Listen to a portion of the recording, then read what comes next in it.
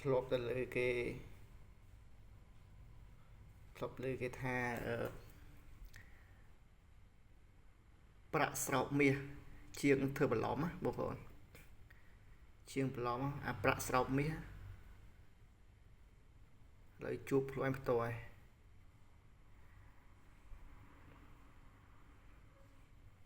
សស្លែត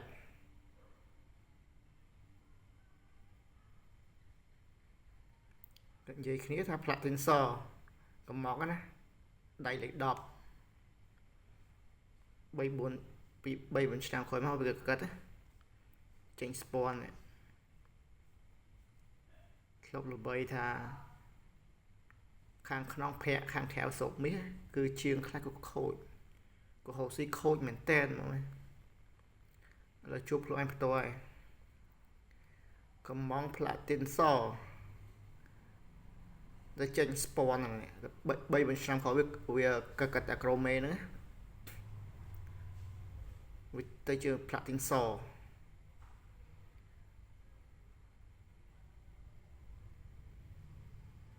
ទីនសអីវាសំទោសវាទៅជានេះស្ពាន់នេះគេស្ពាន់តែគេក្រូមេគេក្រូមេសពីលើហ្នឹងយើងមើលដឹងឯងចប់មិនដឹងថាគេបោកប្រាស់ជាងខ្លាំងចឹងហើយតែចង់បានលុយចំណេញទីទួចចង់បានលុយចំណេញចង់បានលុយអីលក់ឧត្តមគតិលក់ឧត្តមគតិលក់សតិសម្បញ្ញៈ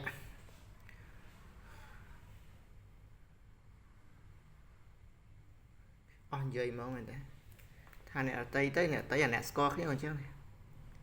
វាធ្វើស៊ីយើងបានធ្វើស៊ីមកឥឡូវមានស្អីចេញទៅពិតមកនេះស្ពតសត